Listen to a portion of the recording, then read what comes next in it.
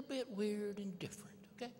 So if I could, I'm an economist, so let me try to frame things if I can. And I'm now 62, and I've been giving some form of this presentation for almost 40 years because you understand something about my profession. I love it, but we have no precise definition of what a recession is. We don't know. We say, things slow down. We don't know.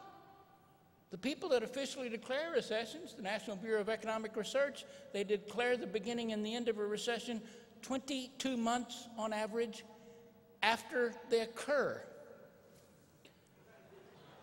Good work if you can get it. Okay.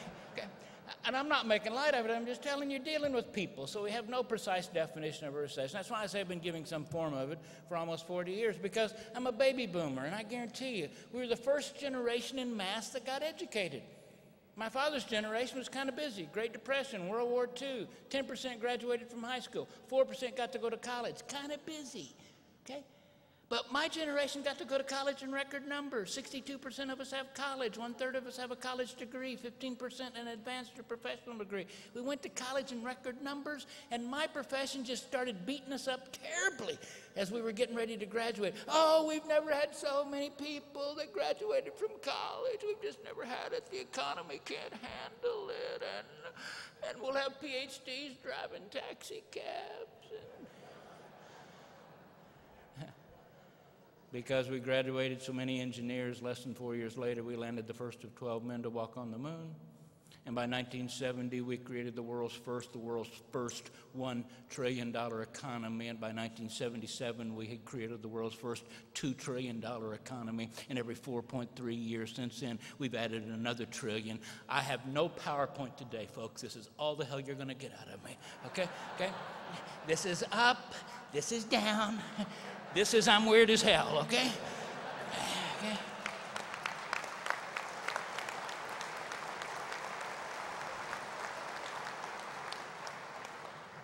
So we created that economy, and it just keeps on going along. And then remember the first energy crisis. Oh, my profession came out of the woodwork. Gasoline doubles from 32 cents a gallon to 64. Anybody remember that? Oh, we've never had a natural resource price double. It'll shut down the economy. And if gasoline goes to $1, oh my God. And if it goes to 2, 3, 4 nuclear. You know, when gas got to $4, you know what most Americans said? I'm keeping the Hummer. Which is French for, I don't care. Okay. I'm not making light of it. Remember the 1980s? Come on, folks, the 1980s. It seemed that Japan was the only country that read Edward Deming's work. And our vaunted steel industry went to Japan, and Japan would own us, and 7 of the 10 largest banks in the world were Japanese. And I'm not making light of Japan. It's the strongest, it's the second largest economy in the world today. But they don't own us. And none of the 10 largest banks in the world are Japanese. And our vaunted steel industry is back. And it's bad. And it is the low-cost, #1, high-quality steel producer in the world. Okay? We just got through it. Okay? Not making light of it, folks. I'm not making light of this recession. But if you define a recession as a couple of quarters where the gross domestic product doesn't grow, and that's the best we can do as economics, although many economists will disagree with it. But if you define it as 2 quarters where it doesn't grow, in the last 80 years we've had 14 of them. Okay? Will we have another one? Kind of. Will we get through it? Kind of. Okay? Because after every one of them, what happens? I have another expression. Bull markets make idiots out of all of us, because when things are bullish, what do humans do? What's the natural human condition? When things are lush and plush and good, we get lazy, we get fat, we make mistakes, and guess what? Only when things get tight does necessity, the mother of invention, does what? It kicks in, and then we figure out what? I can do it cheaper, better, different. Only in the down times do we see the largest number of new business starts. Incidentally, it just came out 6 weeks ago. We have the largest number of new business starts in 11 years. Okay? 60% of them by women.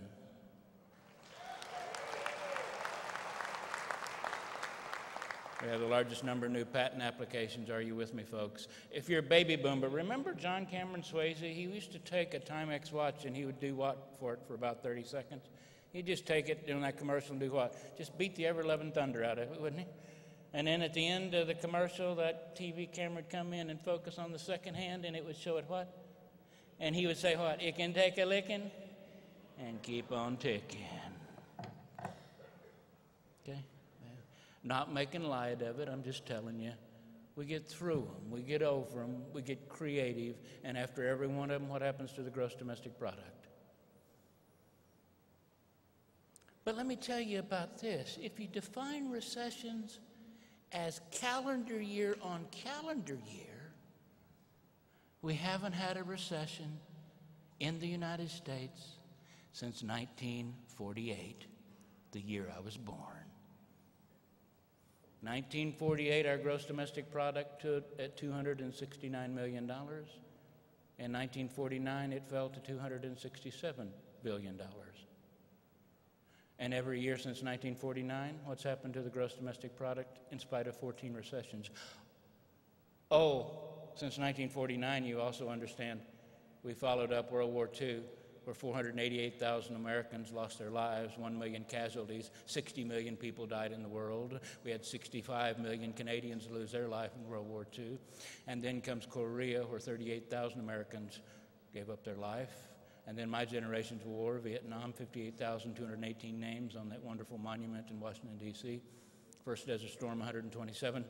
And to date, the war in Iraq and Afghanistan have claimed 5,714 lives.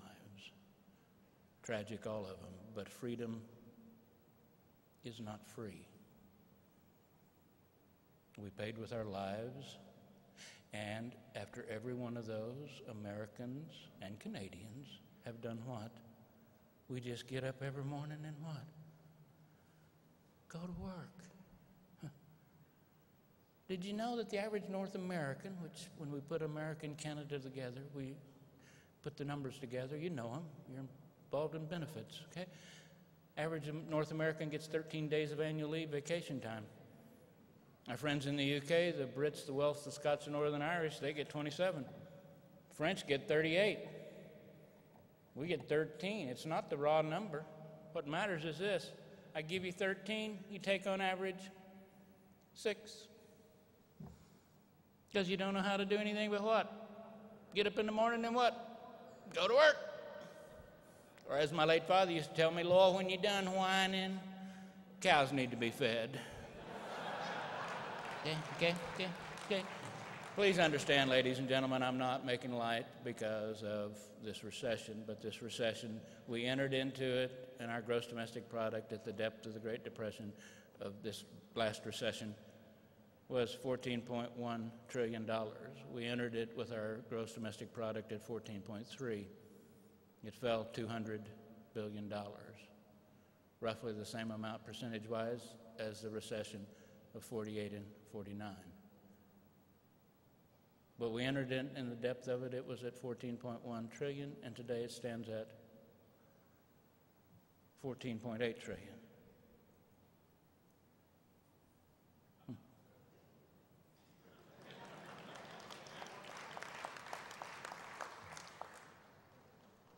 Necessity, the mother of invention, kicks in. We figure out how to do it. I don't make light of it. I'm just telling you, this too has passed. Will we have another one? Probably. But understand something. This is the most phenomenal thing for us, and it is this. The world's getting richer. I call it world wealth, and the World Bank has some pretty good numbers on it. In the last 20 years, guess what? The number of people that were classified as living in abject poverty in their country now have risen to middle class. 2 billion people. Never in 6,000 years of recorded history have we had so many people in such a short period of time that were living in abject poverty now live in middle class. 332 million Chinese, 39 million Mexicans, 62 million Brazilians, 2 billion people in the last 20 years now living in middle class. And guess what? When you leave abject poverty and get into middle class, guess what you do? First thing you do is you change your diet.